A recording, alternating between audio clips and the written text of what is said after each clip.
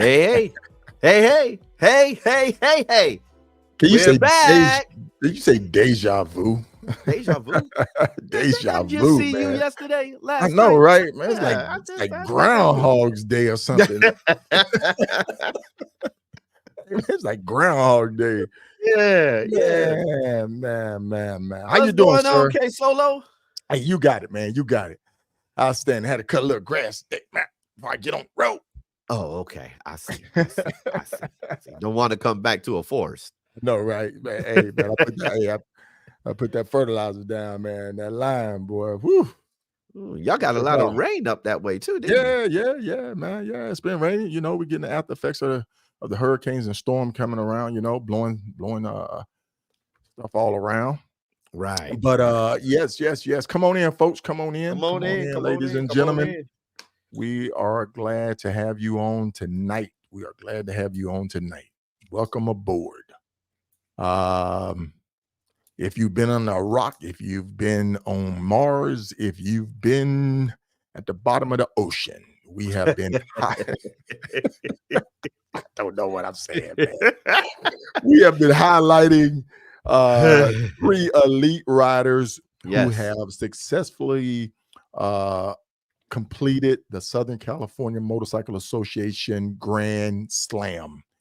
And folks, we have gone in depth with this thing. Hey, Fit to Ride. Hey, Dennis Joyner. Hey, Tina, how y'all doing? Come on in. Come on in. Good so to see y'all. We have been discussing what it takes, the planning, the preparation. Now we're going to go into the execution phase. Yes. And basically, what we're going to do is we're gonna talk about the different rides, what we experience, and just basically give you the lowdown that if you decide, hey, I want to do more than just the 4 corners, or hey, I want to do more than just the best 15, or hey, I want to do more than the California Adventure Series. You will know, because you can go back and look at this podcast and say, hey, man, at 3 minutes into it, they told me exactly what I was looking for, exactly what I need to do to be successful riding this thing. What's going on, T-Rock? Hey, man, appreciate you down there in Rocky Mountain, North Carolina. What's going on? Yes, sir.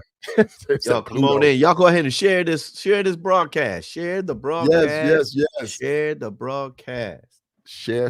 Watch and share. Watch and share. Because you already subscribe. Watch and share. That's what we need in groups. Share.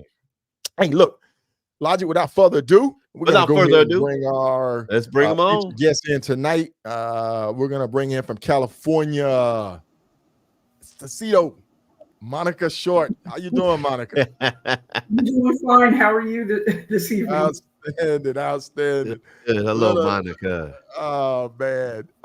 And her cousin, folks, her actual cousin, the big head man himself. My brother, Sharif Asadi. Not the big head man. Exactly right. Where that mess come from? I had to get a jab in somewhere, man. What's going on, my brother? How you doing? Living the dream, man. Living the dream. Yes, sir. You know, we can really see each other, man. Yeah. A little thing called the Ride to Eat. Yes, sir. Reef and K Solo's official Ride to Eat. Yes, sir. You need to hurry on up over to Houston tomorrow, because we got an unofficial one tomorrow.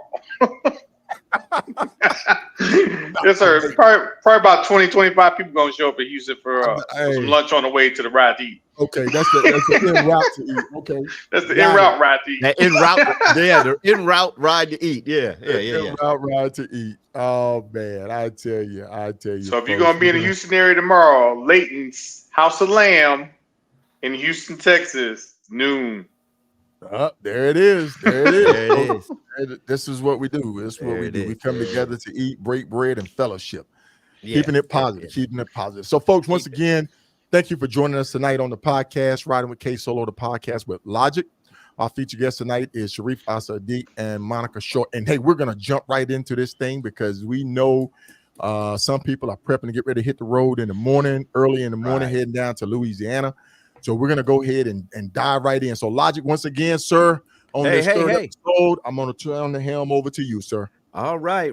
Thank you, my brother. Thank you, my brother, my brothers and my sisters out there. How are y'all doing? Listen, thank you for joining us on this evening for the third episode, the third part of Riding with K Solo, the podcast with Logic, talking about the Southern California Motorcycle Association Grand Green Slam. We done talked Slam. about the preparation. We done talked about the planning. Tonight, these three amazing riders will be discussing and talking about the actual ride.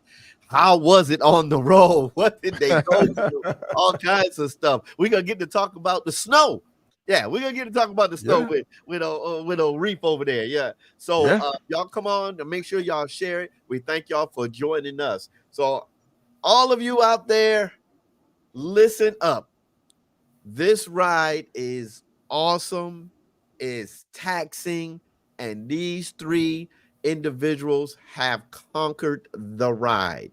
So I'm going to get right into it because I'm not going to do a lot of talking because they're going to do a lot of talking with their riding. My first question, I'm going to throw it out to everybody. If there is one, which ride was your best ride? Which part was the best part of your ride out of the 7 rides, Reef? So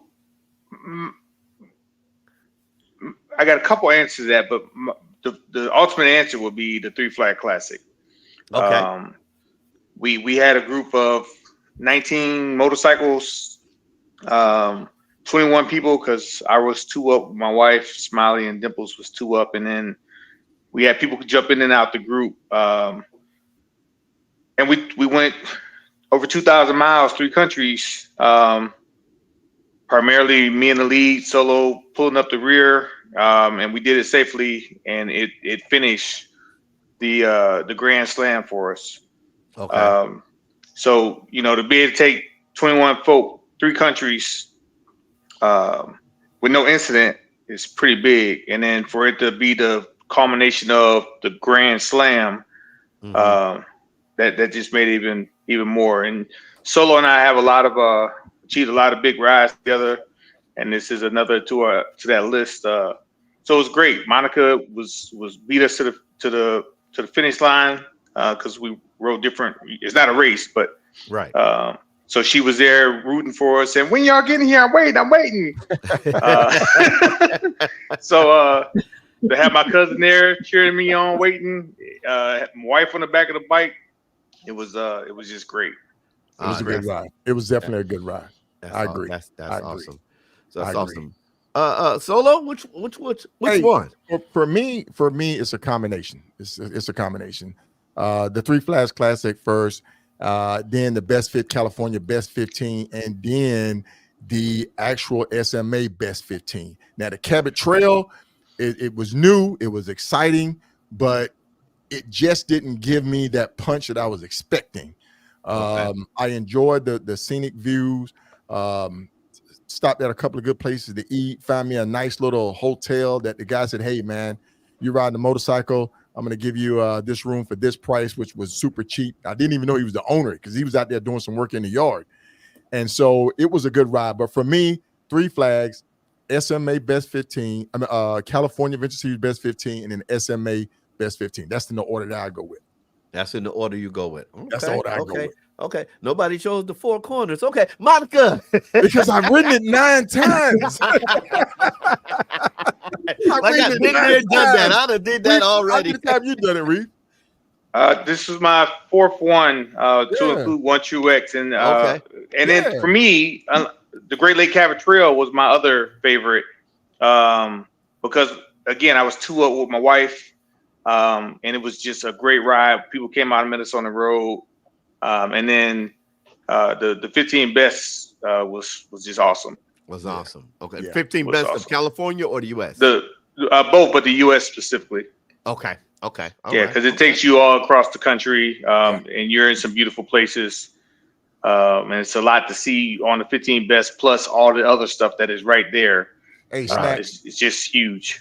Right. Okay. All right. Monica, which one or which? For me, it definitely the Three Flags Classic. Because like I said, the camaraderie, just having all the people around, all the riders on the road, and because of those little flags that you put on your bike, you see that rider, they're on the road or they're on the ride as well. And then meeting people at gas stations and different areas throughout the ride. So definitely that ride. And then I like, now not because I'm here living in California, but I love all the California series. I love going to the different parks. Just some rules we don't like. Actually, there's only one. No, I had two. Matole Road and the other road. Oh wait, yeah. What is that? Rose Creek. Rose Creek, Rose Creek. And you know what? Somebody had warned me about Lockwood Valley Road before I even got there, but the road was closed. The road was closed. Exactly. But I had been forewarned about that one. Met somebody that day. Hey, that's a rough road. And and that's another thing. Caltrans definition of rough road, and then you've got a rough road are two different things. Right. So yes, definitely the Three Flags Classic. Love that ride. I've done it 7 times now, so I love that ride. And all of the California parks. I just enjoy going up to Northern California. I enjoy riding the roads here. Majority of them here in California. There are beautiful roads. And I'd have to say those 2, 1 and 2 for me. Okay. Or 1, 2, 3, 4 if you count all of them. But the whole series, the whole California series is really nice. Okay, well, you said something that sparked up another question that wasn't on my mind, but it is now. When y'all did the parks, I'm pretty sure they were beautiful. Did anything in those parks make you just want to sit there, get off the bike, and just stay there a little bit longer? I did. Okay. Absolutely. I did. So not only that, but so as a vet, I've been had the access to national parks for a long time for free, and that was a underutilized tool in my tool bag. And after having to go to the parks and use that pass, and the beauty of like I lived in San Diego for 7 years of my adult life, and I never went to the national park that was 10 minutes from my house. Wow. And so when I did it for the ride, I was like, why in the hell did I never come here? So I immediately got on the phone to a lot of my circle that's military, and like, if you don't use your national parks pass, you are wrong. I was wrong for a lot. I don't have a lot of regrets, but I regret not having utilized that pass a whole lot more. Yeah. Okay. Definitely. Solo, you being a person that loves to camp out and everything, did you experience that the same? Oh, I did. It was incredible. It was amazing. I'm trying to load up this video right now of Sharif. Hopefully that's coming through. Yeah, we see it. And yeah, okay, so it's coming through. So yeah, for me, going through Larson, going through a couple of the national parks, Joshua, all of that, man, it was outstanding. If you tent, if you camp, it'll be great. Okay. Like Reef said, we had the park pass. We zip right in, zip right out. A lot of times they would just let us hey. As a matter of fact, there was one time I went to a park and they said, your brother just came through. Remember that, Reef? That happened to me. Yeah, that happened to me at Lassen when you went a week and it was snow up there. It was snow taller than we were. And that guy said, what is your problem? You came back again? And I'm like, no, that was my brother. I said he said, yeah, his bike was black. I said, yeah, that was my brother. He's like, y'all are freaking fools. He said, it just snowed yesterday. I said, yeah. Yeah. So it's great. It's great. As far as the camping part, man, there's nothing like it to me. I just love it. Right. Okay. I know everybody don't camp, but I'm hoping more people will put this in their repertoire of riding, not just riding, but hey, consider camping. It's a great experience. When you're on your bike, you're out there, cook you a meal by your campfire. It's awesome. And they got other alternatives. Like if you don't like to camp, a lot of the places will have cabins. KOAs have cabins. There's a lot of cabins at some of these national parks, state parks. I'm not sure of, but so there's other ways you can go about sleeping if you so desire. Right. Right. Okay, Monica, I know you from California, so those parks. Exactly. I mean, Death Valley, you would think this high desert, hot, you know, one of the hottest places on earth, but it is the most beautiful place to ride through. You ride from Death Valley, it is absolutely gorgeous to ride through. And of It course, is. Yosemite is a beautiful park to ride through. You've Gorgeous. got Half Gorgeous. Dome, gorgeous, beautiful scenery, and Lacian is another beautiful park. I don't think people realize how beautiful that park is, but it's another beautiful park. All of these parks are just so beautiful to ride through. And then once you get into the Bay Area, you've got that history. Oh yeah, Port Rosie the Chicago, Riveter, you know, just Rosie the Riveter. Port, yes, just so much wonderful history there. But yes, the parks are just absolutely gorgeous, and they can be roads within themselves.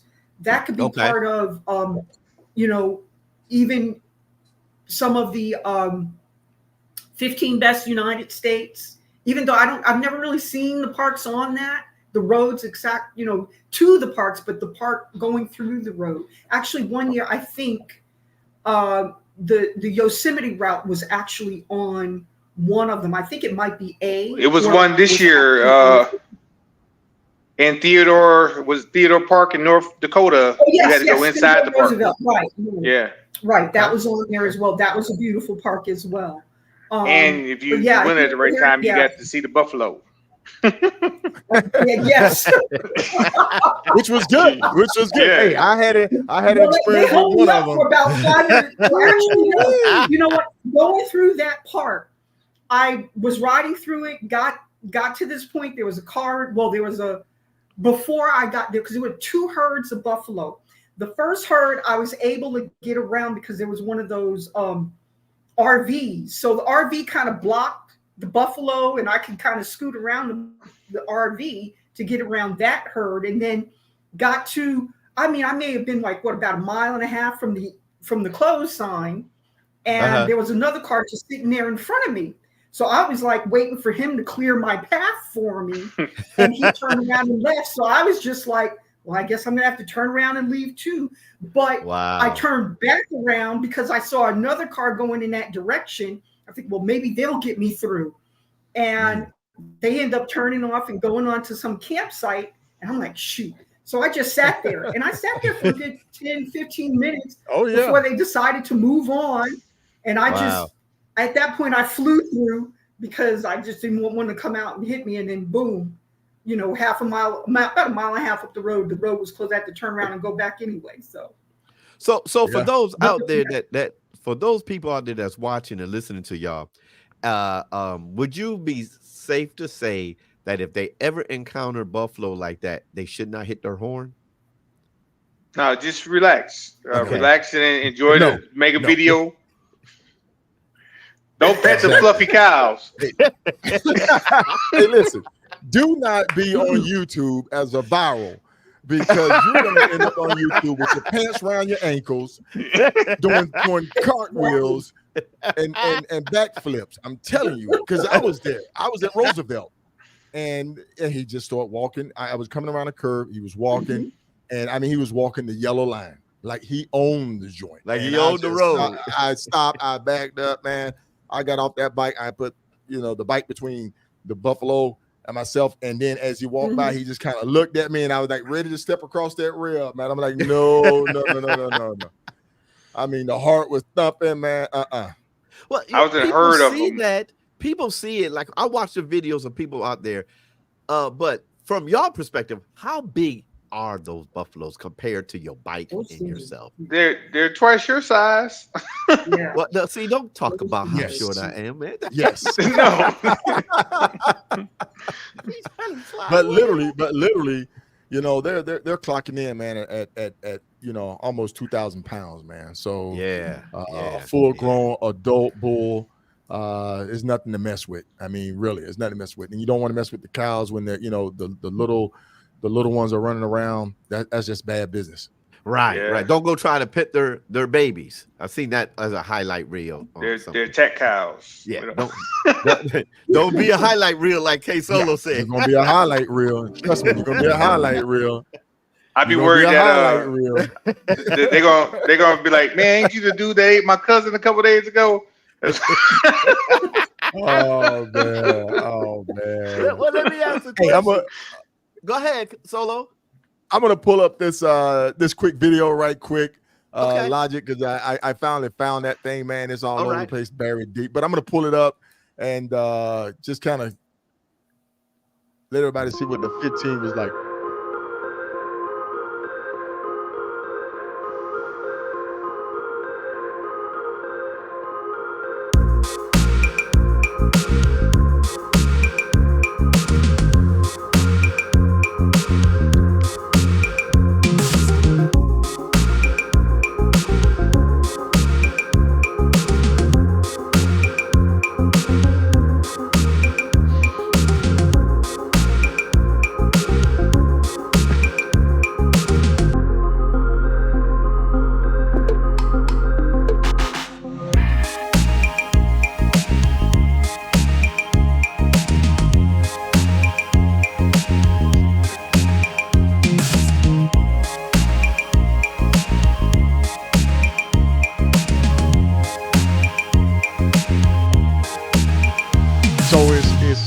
So it's a lot. It's a lot, folks. Yeah. If you and you can't connect them, but you may be looking at almost 150 to 200 miles, or maybe even more, apart from the next road on the best 15. Wow. Easy. From Lolo Pass. So once you get off Lolo and you go into Missouri, or excuse me, Missoula, and then you head to Red Lodge, you're talking about between Missoula and Theodore Roosevelt, like 643 miles. Now you can get Beartooth Pass in there, but that's a long stretch between roads. Yeah. You know? Yes, it is. Yes, it is.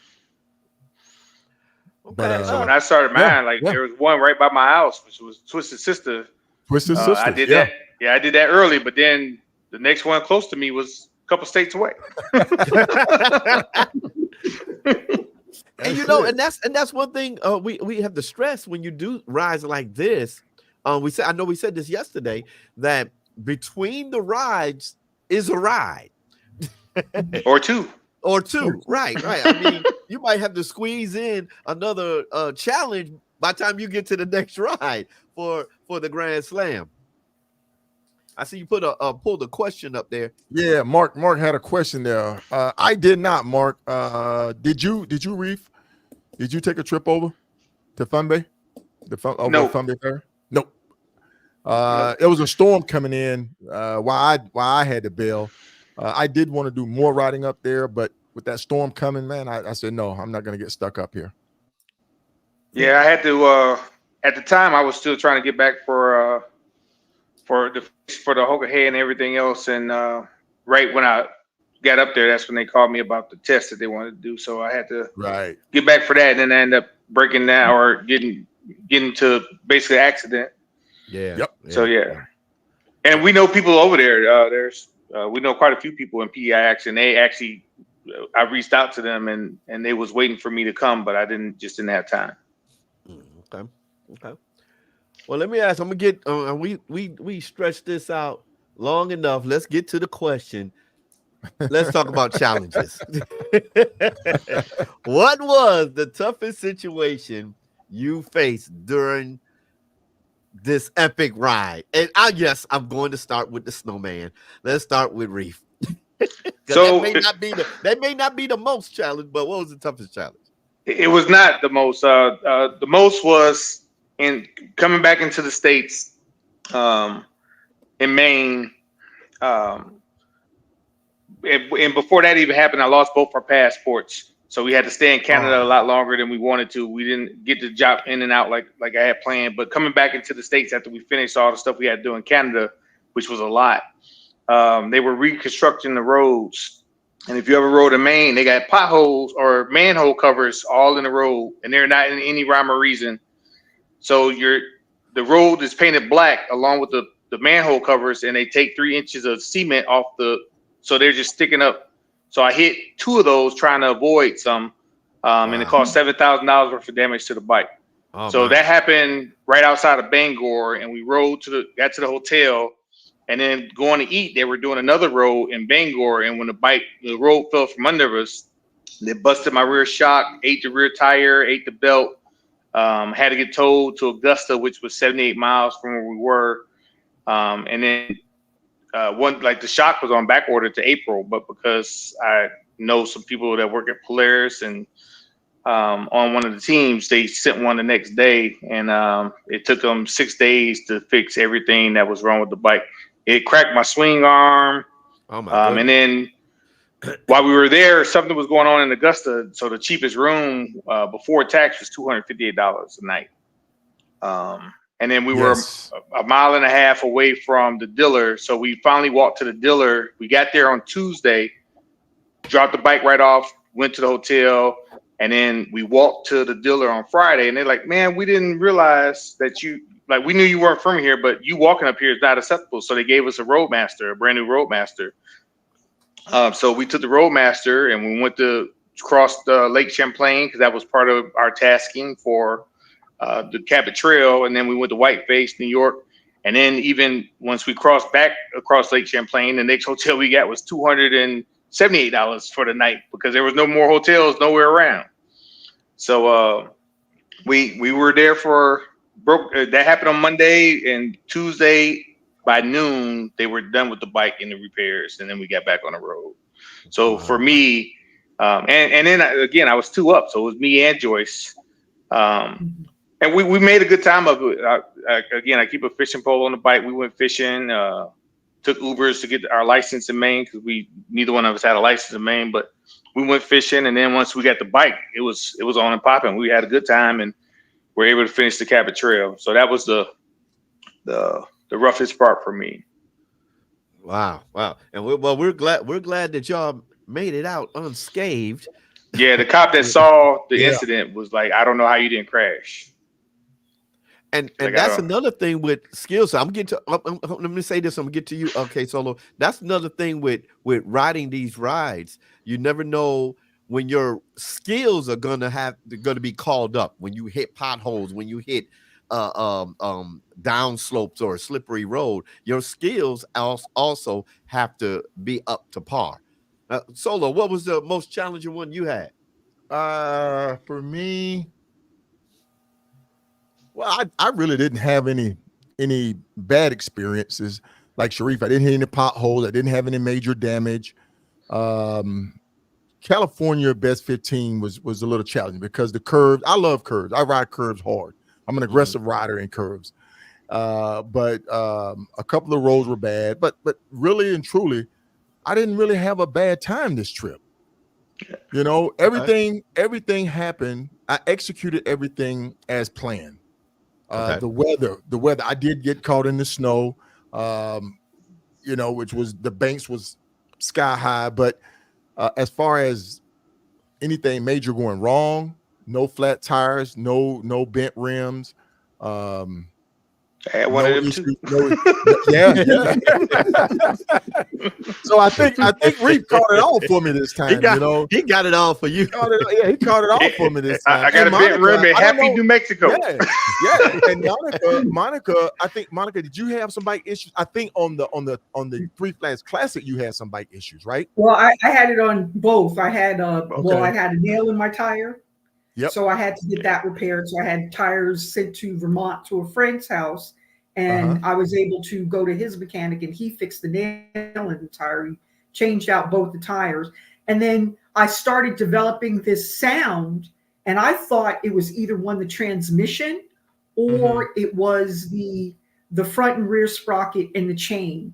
And just trying to get that sorted out was also a bit of a challenge because I wasn't really able to get that fixed until I got into Louisiana. By this time, I'm on my way home. Yeah. So that was a challenge. You know, I got the chain fixed on that one. And then going to the Three Flags Classic, I ran over one of those tire treads. So the car in front of me kicked up the tire tread and right in my path. So then it was like, hold on, brace. And that took out my front fender. It took out one of my side fenders or cowlings on the Beamer, which I have yet to get fixed. So, and it hit me in the leg. And then, of course, me deciding in the beginning, very beginning, before I even left California, deciding to go off and try and get a picture of one of the signs, the 168, as a matter of fact. And then my rear wheel just completely slipped out from in front of me and was pinned underneath the bike for about 5 minutes before a nice gentleman came along and helped me get from out under that bike. So I had more mishaps on this trip, this whole last year, than I have had on any trip that I have ever taken. Yeah.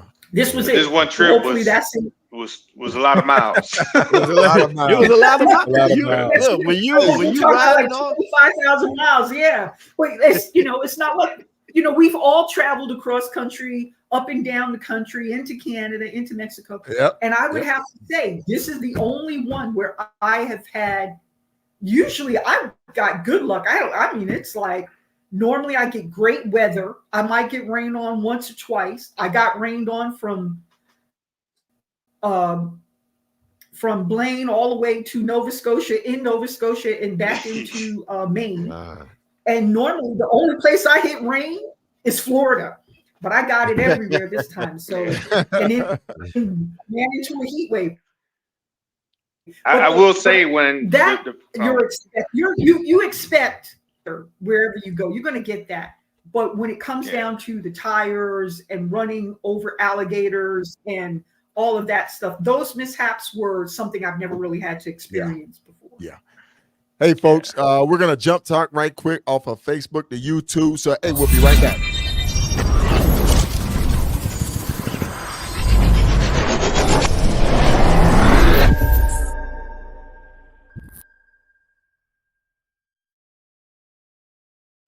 Like that.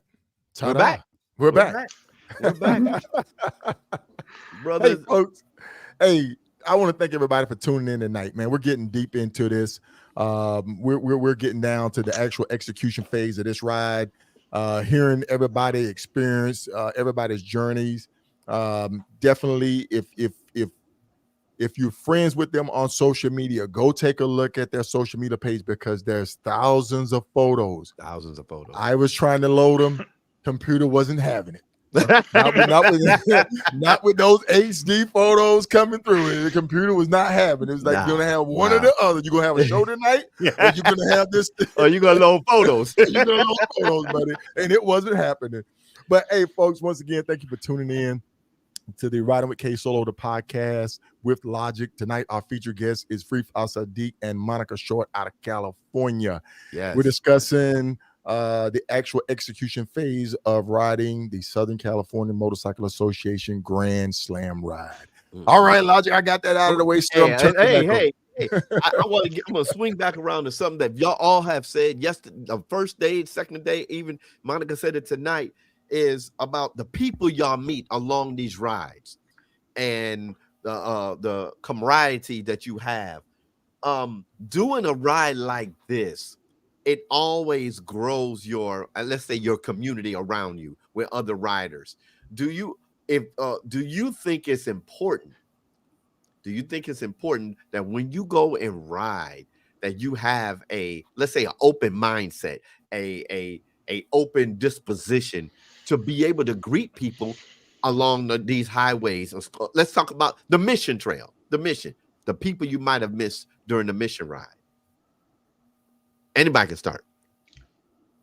The mission ride for me was great. Yeah. Monica, go ahead. Well, for me, I mean, even though I really, other than the people who, like, some people took my picture, that was really wonderful, and having almost a kismet kind of conversation with them. But for me, the missions was more like an educational process, especially when it came to the missions that are considered state parks. I really got a good education about what happened, how this developed, et cetera, et cetera, et cetera. But for the most part, where I made more people connections were primarily on the 15 best United States, because I just ran into random people and had some absolutely phenomenal conversations with people you wouldn't think you would have, but just wonderful connections around motorcycle riding. For the most part, because each individual that I did meet, for the most part, they were on their own bikes, so they were riding. So you had that kismet, that connection there. So for me, those were the uplifting experiences, meeting these people, gaining those connections. As a matter of fact, I met two gentlemen on the Blue Ridge Parkway who passed me in that fog that you're seeing right there. There you go.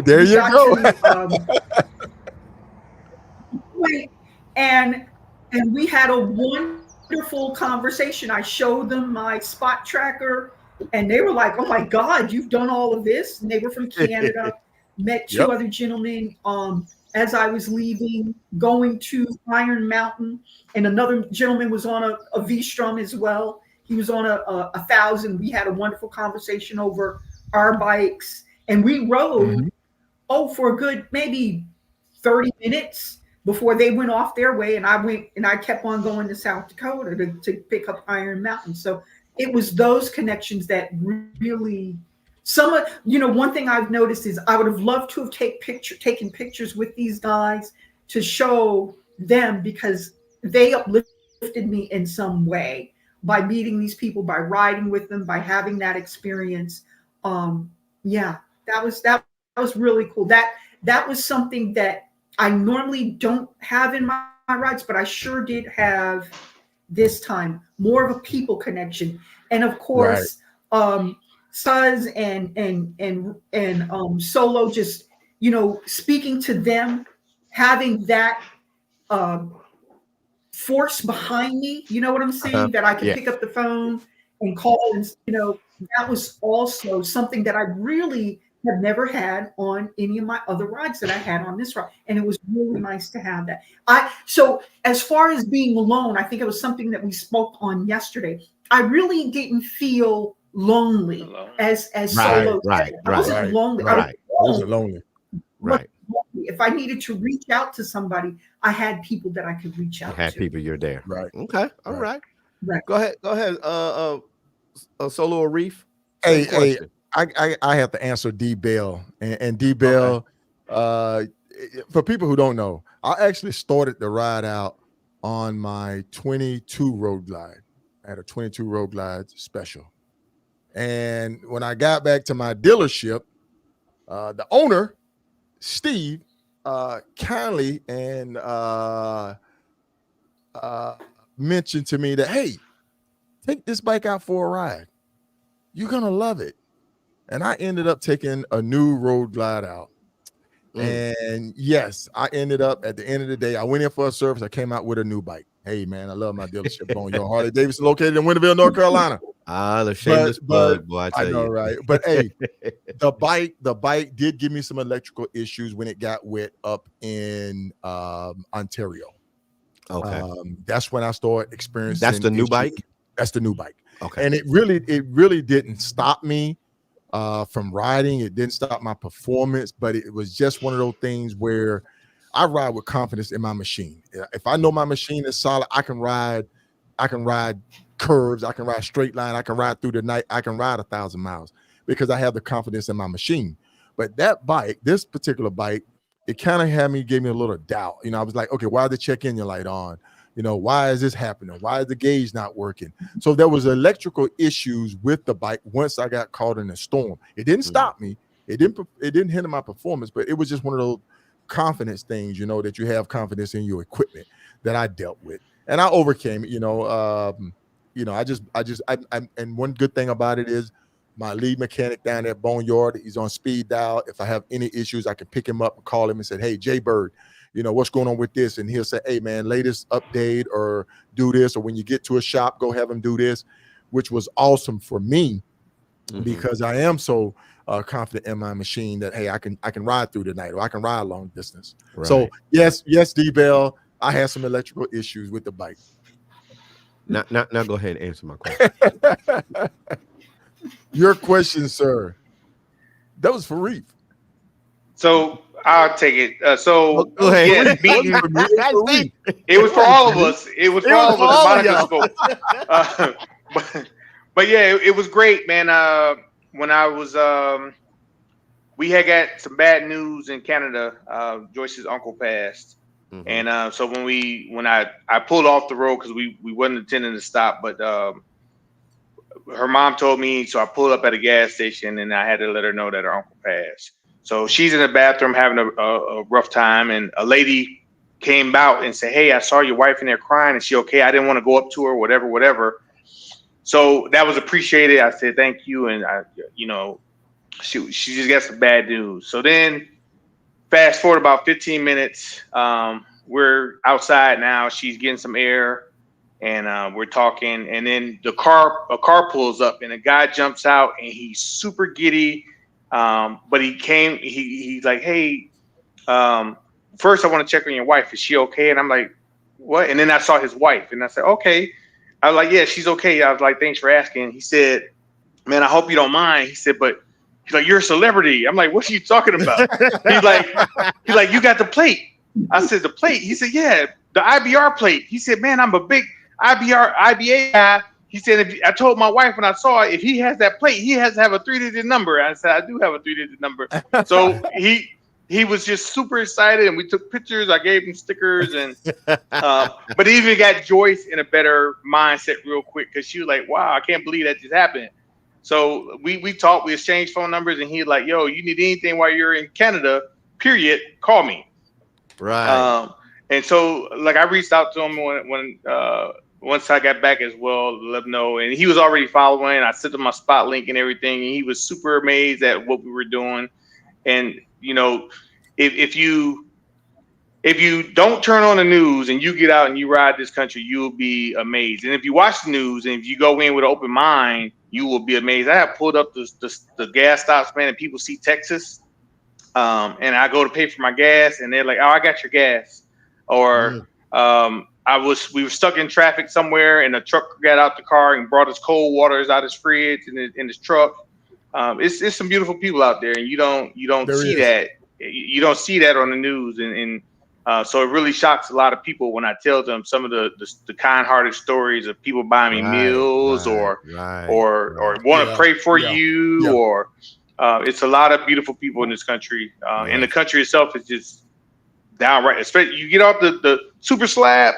Gorgeous. Get on the back rows. Get on the back rows, Solo. Get on the back rows. Gorgeous. Solo. Now I will answer this question. Go ahead, brother. Go ahead. For me, my experience is a little bit different. Because when we ride together, Reef is always the talkative one. He's the one always striking up conversation. I'm always saying, Reef, okay, Reef, let's go. But for me, I'm all about business. I'm sorry. When I'm riding to accomplish a timeline of saying, okay, I got to ride the best 15. I don't have time to engage with people. It's not that I don't want to engage with people, because I do meet people. I will sit down and talk with people. I have done that. People that I bumped into a couple of SCMA riders out doing the ride a couple of times, and we just, small talk. But for me, I know that I need to be there at this time because it's open. This building is open, or this mission is open. So I'm executing. That's just my style, my technique. But on the back rows, when I get out, I do meet people. I do strike up conversations. People, and the connector is that motorcycle. Yes, I can't stress that enough. Is that motorcycle is what ties us together. So when I bump into another rider out there, we can strike up a conversation. Hey, this, hey, that. Or even when I go into little small towns and ride up on the bike, kids will see the bike, and I let kids take pictures on my bike. Sure, go ahead. As a matter of fact, the start of the best 15, I bumped into this little kid that was at the post office, and he was so giddy. His dad was like, "Well, ask him." And I was taking my picture, for proof. And I said, "Sure," and we took a thumbs up. I kneeled down next to the little kid, and stuff like that. So there, like Reef said, there are good people out there. The connector again is the bike, and of course, a big old smile and a handshake and a good and a greeting. A greeting. Do not be afraid to give a greeting to people. Some people from New York, I don't know, Logic. Y'all don't speak up in New York, Whatever. We talk. What's up, son? What's up, son? What's up, son? What's up, son? We talk. Just don't look here. Look, we talk. Just don't stare at us too long. Yeah. See, yeah. But the thing is, everybody's experience is different. I approach this as knowing that when I went west, I was on a time hack and I had to handle business, and that's what I did. So I stuck with my plan and it worked. But yeah. And I brought that up because we spoke about this. Because like my trip up to Sturgis in 2020, the way our country is polarized, if we just stay on TV and everything, or stay in our community, we're polarized with the negativity of the country. But that bike, like you said, that bike brings people. Motorcycle. If you was in a grocery store, you and that individual may never speak. But if you get out there on the ride and they're riding and they see that license plate from California over there in Florida, or from Texas up there in Washington State, they like, "Oh, you rode this ride?" We met a guy in Virginia that told us about the Molly Stark Scenic Byway and Highway 9 going through Vermont. And he said, "Oh, you need to go on there. We're in Virginia.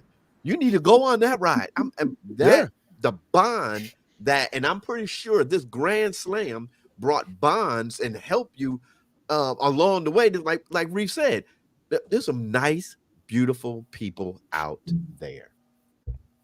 There are. Now, completing Grand Slam, for people that are watching y'all, hearing y'all stories, knowing about the challenges and the rides, what perspective, and this might be kind of hard, what perspective on life do you think, not just long distance, but we're going to talk about the Grand Slam, what perspective on life did completing the Grand Slam do for you that you could share with other people? I'll start with Monica. Oh Lord, that's a hard one. I have to think. You're like, no, go solo. You was just trying to finish the motorcycle challenge. And he done turn it to Dr. Phil. Analytical with it, man. Hey. Oh man. Oh. I'm at the good Lord. Lord. Oh Lord. But that's good though. Wow. That's a good perspective to look at. Yeah. Like you said, riding like that, doing the Grand Slam, obviously it takes you all over the United States, right. and even through different countries, Canada and Mexico. Right. It definitely opens you up. It opens you up to those positive experiences. So as far as perspective is concerned, for me, it's just enhanced more of what I've been doing over the last couple of years. Giving me those positive experiences, knowing that, everything you see and hear on television and social media is not everything that's out there. It's just one small corner of the world, of this huge, vast, planet, world, United States that we're on. So has it made me, I think being on the bike, doing the type of riding that we do, all makes us all introspective in some way, because we spend so much of our time alone and in your head on that bike, in your helmet. So you're talking to yourself. You might be talking to other people. You are thinking about life is rolling through your mind, your next stop, the beauty, the nature. So that is really hard as far as how the Grand Slam may have shaped my perspective. I think because of my perspective, because of the way I see the world, that I know that there are positive, beautiful, wonderful things out there. In some sense, the Grand Slam just fed into so much of just who I am. as a person, wanting to explore and see things outside of myself. And that just gave me another opportunity to do it, you know. Right. So now y'all two got the blueprint that's from all. Monica. No. It's not the blueprint, man. Because like I say, these are three different perspectives, from three different riders. For me, you know, I say it's therapy. I am kind of, not say a loner, but I can function just as well by myself as I am with a group. For me, being out there, man, is you know, I enjoy seeing the country. Yes. For me, I enjoy seeing the country, the places that you only hear about. And I'm gonna reference this, and I'm gonna keep it short. When I was over in Afghanistan, maybe Afghanistan, Iraq, one of them. It was just a moment cost me. I said, when I retire, I want to get out and I want to see the country. I want to see what all this fighting for, what all this is about when I get back, because some people have never left their little home, their little town, their little city. And for me to get on my motorcycle and be able to ride in every state is awesome.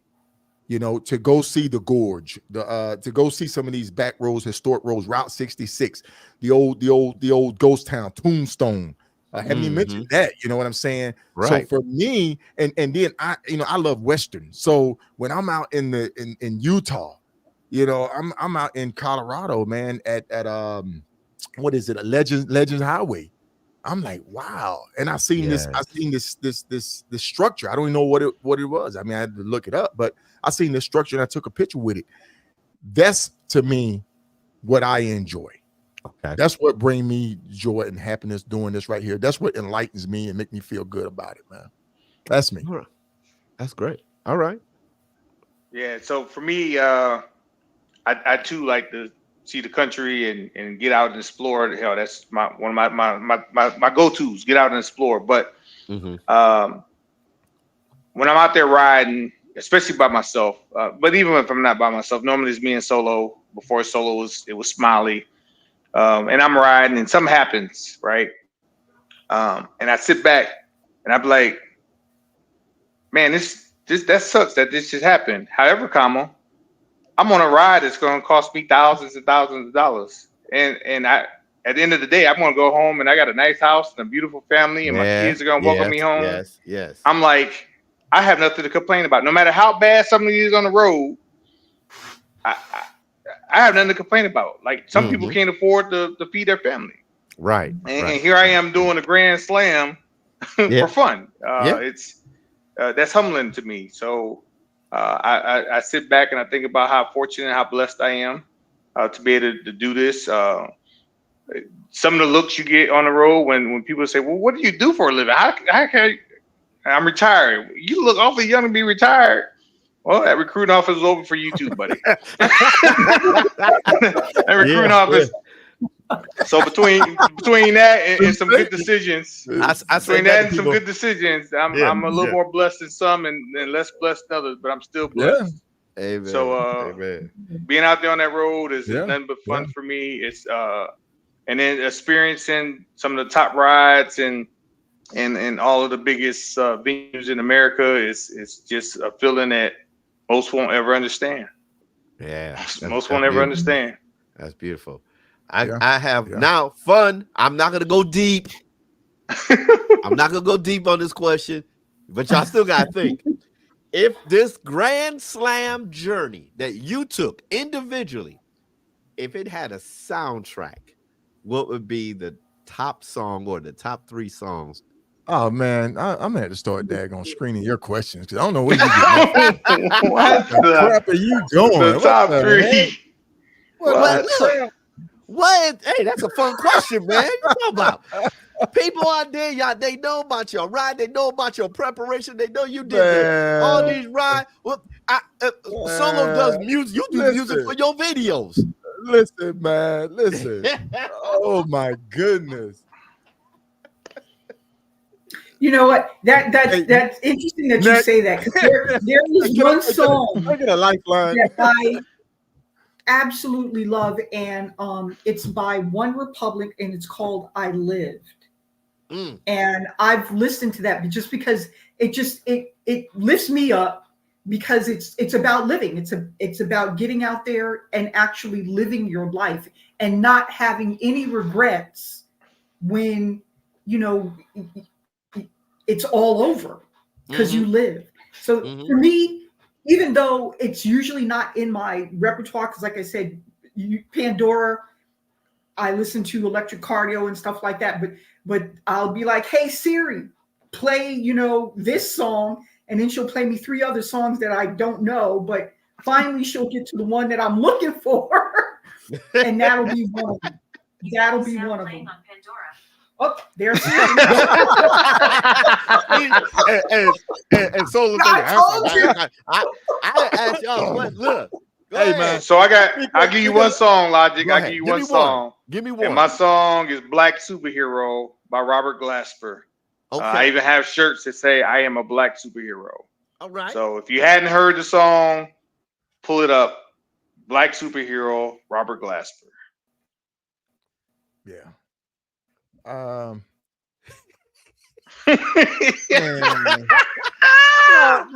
That's your co-host. That's your co-host. You gotta give him one. He asked the question. Damn it. For me, I can't just sit there and say it's one song, because I can get into the flow of a genre of music and just ride to it. And when I'm in that zone, because I like to listen to upbeat music that's gonna push me, music that's gonna drive me, just like when I go to the gym and work out, so I'm not gonna sit there and say, hey man, I listen to Guns N' Roses, or I listen to Eric B and Rakim, or I'm gonna go back to old school. I vary, man. You know what I'm saying? Right. I vary, so I can't sit there and say I'm gonna listen to this, but there are a couple of songs that motivate me and inspire me. And when it come on, I'll post them on social media when I'm really feeling good. When I'm really feeling good and you see me post some music, I'm in that zone. Okay. Well, So see, for me, the idea of the question was, if this Grand Slam had a soundtrack, what would be, not just that you love music, what would be the first song of your soundtrack? Never mind. Listen, man. Listen. Let me tell you why I asked these questions. Listen, Linda. People out here see y'all, all 3 of you. People see y'all as riders that have done something that they may never do. And y'all, it's not just the ride. Yeah. So they like, okay, what does Solo like to listen to? Shoot, I know he can. I know he does videos. I know Reef does this. If we met Monica, I know Monica lived in California, been up and down California. They packed this. This. Okay, give me some corny stuff. What you listen to? Oh man, people see that's for me. I mean, really and truly, that's for me. Okay. I mean, if I post it on social media, because I post when I'm in, like I say, when I'm in that zone, I will post something on Facebook. Okay. Or I will post it on Instagram. That's when I'm in that zone. But that's when you're in that that's zone. Me though. You know what I'm saying? And some people say, man, you listen to that crap or listen to that. But that's you. That's me. Exactly. That's Solo. You know what I'm saying? And just like riding, I can't sit there and say, well, I ride like this, you should ride like that. No, you need to figure out your riding style, what you like, and hone that into what you're trying to do and accomplish. I can't sit there and say, okay, Reef, listen to this. Really, listen to that crap. Because Reef will pull up to a gas station bumping his music, and I turn that crap down. I'm not asking Soul about music. No more. No, don't. Because I can't influence somebody to listen to something. Understand when it affects me. Right. So, all right, we coming to the end, but look, I'm gonna ask y'all this: to give your best experienced advice to those that may be thinking about riding the Grand Slam. From people that have done it, and Monica have done it twice. I'll take the lead on that one. Go ahead. First off, do your research. Do your research about it. this show here, this podcast, these 3 episodes have kind of enlightened you and informed a lot of people of what the Grand Slam is, what the SCMA is all about, what they have to offer, and how to go about doing it. Go to the website, become a member, register for the rides. This is what you can expect. Do your research. Next, start saving your money.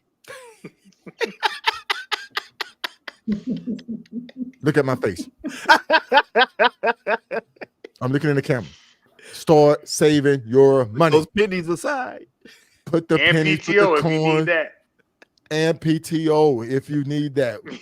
Start planning now, because that's just something that you just can't jump on and say, I want to ride the Grand Slam. Start out with 4 corners. Start out with a trying to get a triple crown.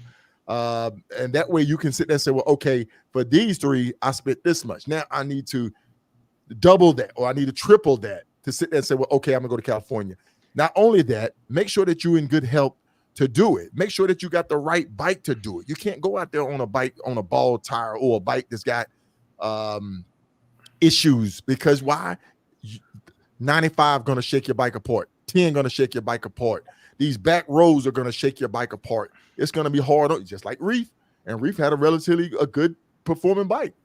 You know, Monica went out on a 600, right? 600, 650. 650. So the thing is, you have to really plan this out.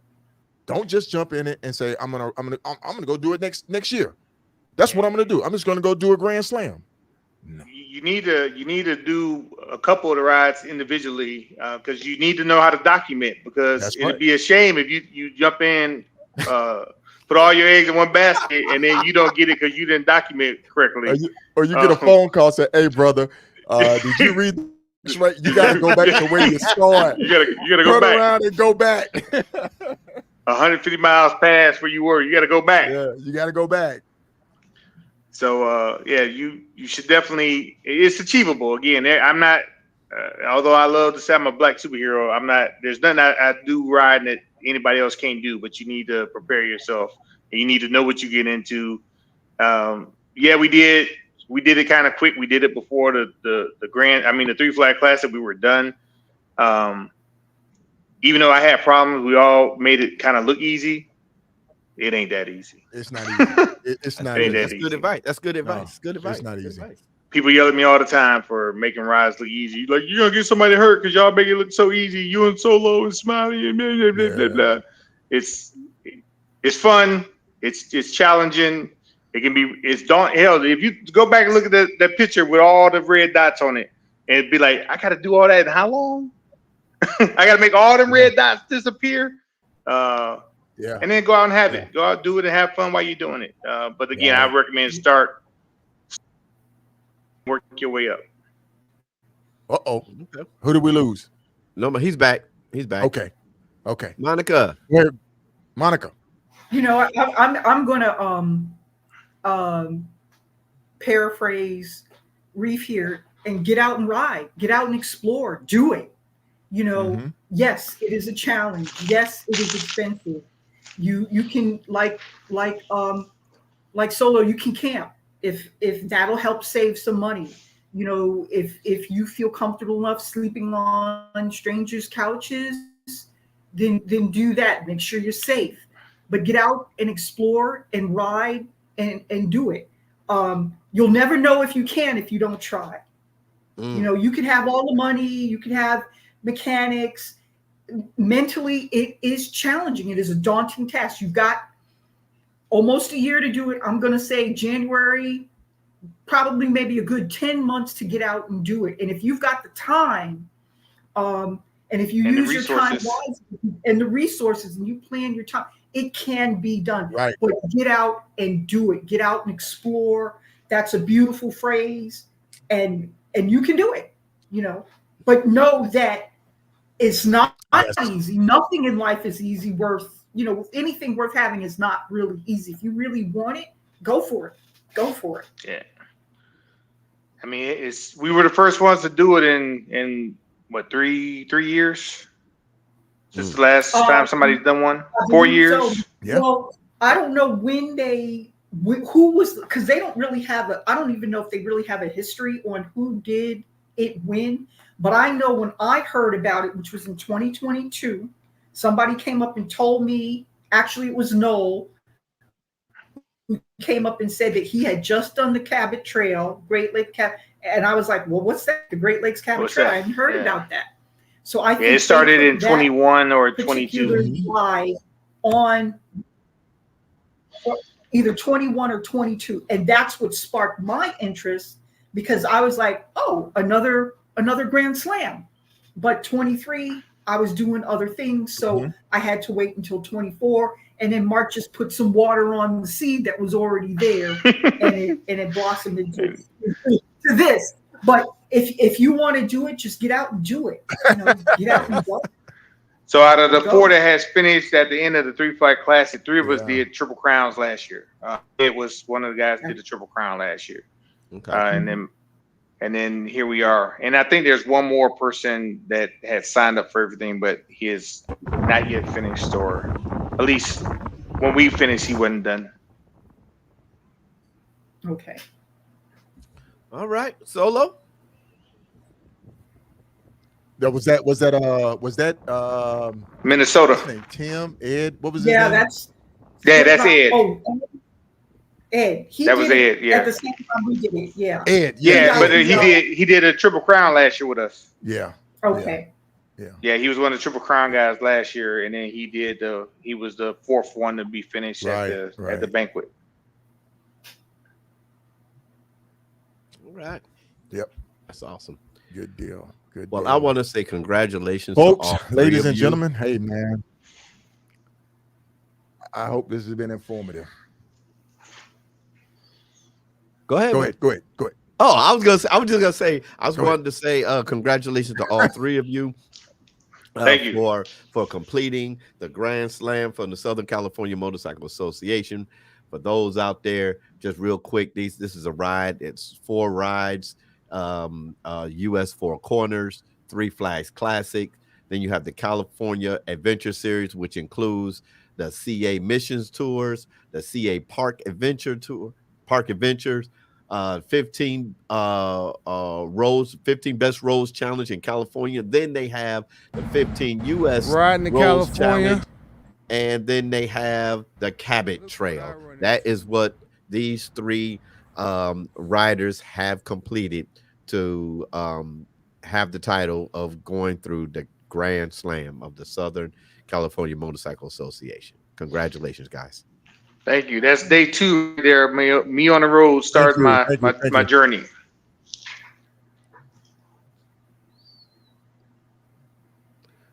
Okay, go ahead, Solo. Yeah. We got some. Hey, once again, hey, congratulations to everybody. Congratulations, Sharif. Congratulations, Monica.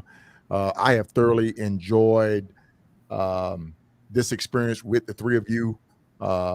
It's been exciting. It's been definitely a journey that will last for me forever, because the way that we did it, once the grenade was thrown, I think we all 3 jumped on it. When Mark threw the grenade, we jumped on it. Monica put a Band-Aid on it by doing the map, and we came up with the game plan of saying, hey, we're going to go out here and rewrite this thing. And we did. And through all adversities, we accomplished it. It's definitely a feat that I would love to see more people do it. I would love to see somebody come out and say, hey, I was planning to do 3 rides, David Bell, but now I'm going to go out and do all 7 of them, or 8 of them. All 8 of them. Mr. David technically Bell. it's 9 because Mother Road is two rides. So 2 rides. Mother Road is 2 rides. Yeah. The West side and east side. 2. Yeah. But it's definitely it was a great experience. It definitely put a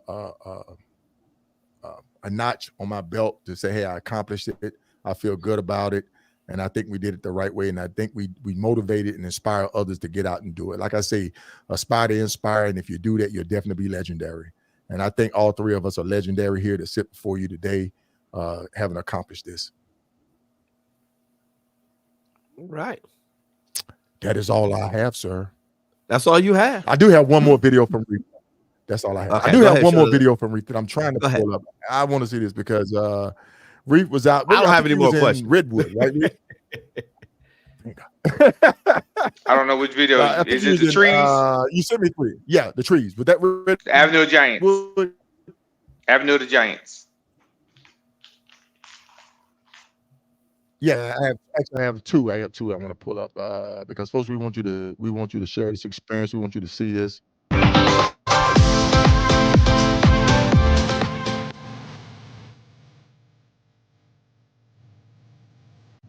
That place is gorgeous.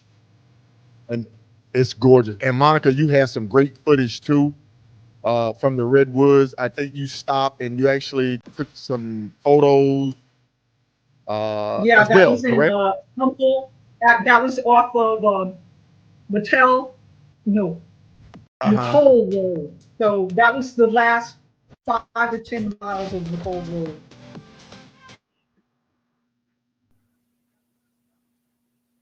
So, folks, if you're out in California, hit the Redwoods.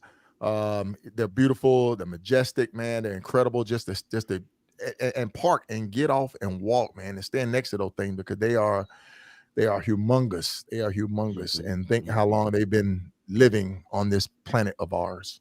Is incredible. Is incredible. So, hey, we're gonna go ahead and get ready to wrap this thing up, ladies and gentlemen. To our guest tonight, featured guest is Sharik Al-Sadiq out of Boerne, Texas, and Monica out of Escondido. Escondido. Escondido. It looked like he was having a stroke. I know, right? I had to emphasize it, man. I had to emphasize it. Oh God! But hey, folks, thank y'all for joining us. Thank you for sharing your experience with us tonight. Hopefully, we can have y'all back on for another episode on your next journey, your next adventures, and hopefully, I get to see you guys at the banquet. Well, I see you at the RTE, Reef, but then for the banquet, the end of your banquet for the SCMA next year is always great and fun. So, on that note, Monica and Reef, thank you for joining us. Thank you. Thank you. Turn you loose. Thank you for having me. All right. Y'all have a good night. You have a great evening. Bye-bye. Logic. Yes, sir. We need to go to the green room. We need to go to the green room, man. This was a good one. This was a good one. This was a good one. I think this was a good one. I think we 3-part series, 3-part episode. Yes. Going in depth, not just hitting the surface of saying, hey, I rode the Grand Slam, I rode this ride, we were here, we were there, but actually sharing what it takes to do it, exposing people to something new that they may have never heard of, and getting them involved. Shout out to Mark, shout out to Rodney Chu, the assistant director of the SCMA, the whole board out there always put on an outstanding job of organizing these rides and coming up with them. Yeah.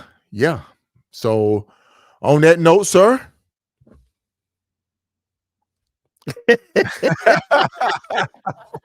Hey, folks. We always have a good time, man. We always have a good time.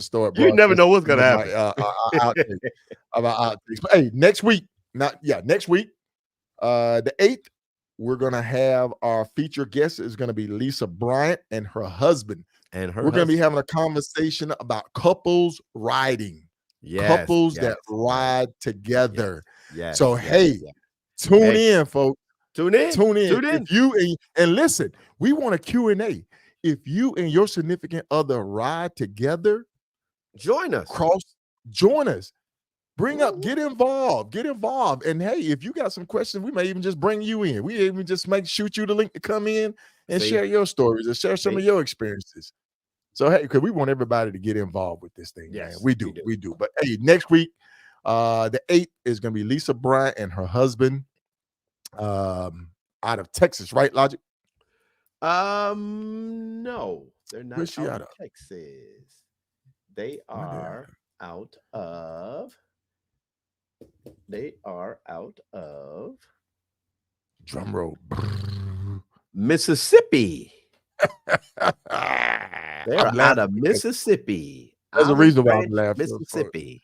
There's a reason why I'm laughing. But hey, you know, Logic. But hey, folks, we're going to be discussing all the ins and outs of couples riding. Hopefully, we can get the Bells to chime in because the Bells ride together too. Yes. And then also couples who ride one up, like Sharif ride one up with his wife, Joyce. Mm-hmm. So, folks, tune in next week, Tuesday at 8 p.m. Eastern Standard Time, 7 p.m. Central Standard Time, 5 p.m.